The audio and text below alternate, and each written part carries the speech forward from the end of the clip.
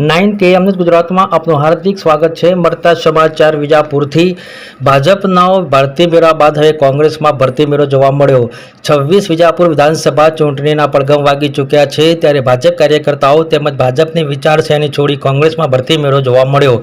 વિજાપુર કોંગ્રેસ ઉમેદવાર દિનેશભાઈ પટેલે ઉમેદવારીનું ફોર્મ વિજાપુર મામલતદાર કચેરીમાં વિજય મુહૂર્તમાં ભર્યું।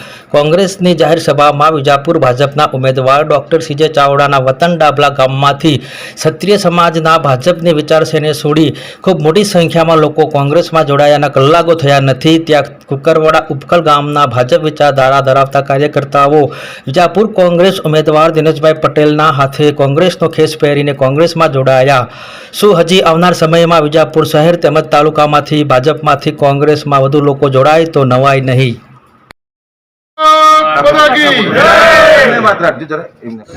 સર, આપનું વિષ્ણુભાઈ કયું ગામ? કુકરવાડા।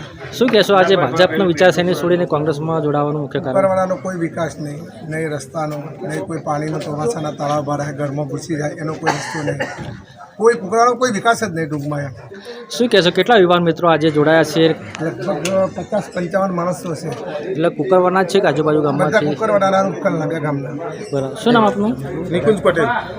શું કહેશો, આજે જે કોંગ્રેસમાં જોડાયા એનું કારણ શું છે આપનું? કોંગ્રેસમાં જોડાવાનું કારણ એમ કે ભાજપના જો મોટા મોટા નેતાઓ કોંગ્રેસમાંથી ભાજપમાં આવી શકતા હોય તો અમે યુવાન નેતાઓ જે ગણો કે યુવાન સંખ્યા ગણો તો એમનું પોતાનું કામ ના મળી શકતું હોય, જે કહીએ કામ ના થતું હોય પક્ષ તરફથી, તો પછી અમારે કોંગ્રેસમાં જોડાવવું પડે છે।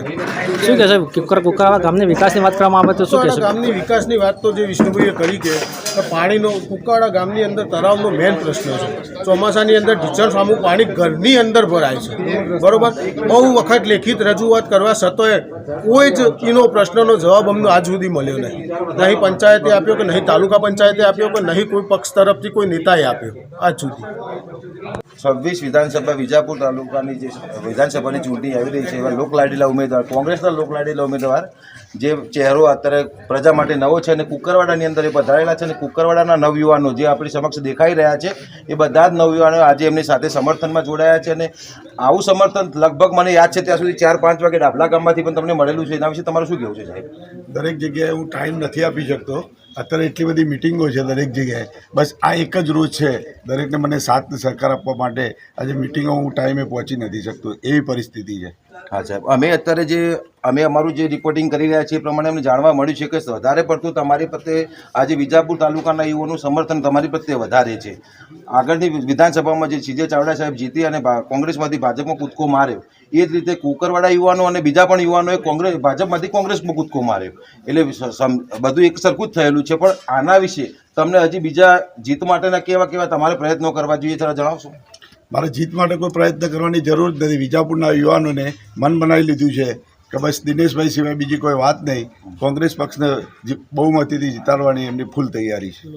દિનેશભાઈ, આજે બપોરે જે જાહેર સભાની અંદર પણ જે ડાબલા ગામમાંથી જે સીજે ચાવડાનું જ ગામ કહેવાય છે ત્યાંથી જે કોંગ્રેસમાં જોડાયા, આજે કલાકો થયા નથી, ત્યાં કુકરવાડામાંથી પણ યુવાન મિત્રો જે કોંગ્રેસમાં જોડાયા છે, શું વધુ આવનાર સમયમાં પણ જોડાઈ શકે છે વિજાપુરમાંથી? અત્યારે ઘણા ગામમાંથી જોડાવા માટે પેન્ડિંગ છે, પણ આજની મિટિંગો મારા પ્રોગ્રામો ગોઠવાયેલા હતા, હું જઈ શક્યો નથી, બરાબર। આ પહેલો પ્રોગ્રામ વચ્ચે સેટ કરીને હું આવ્યો છું, પણ ઘણા બધા લોકો જોડાવા માટે તૈયાર છે, અને અમુક લોકો તો જોડાઈ ચૂક્યા છે, 50% ઉપરના લોકો તો સ્વયંભૂ જોડાઈ ચૂક્યા છે, અને સ્વયંભૂ જે જોડાયા છે એ આ બધા આજે રેલીમાં મારી સાથે હતા।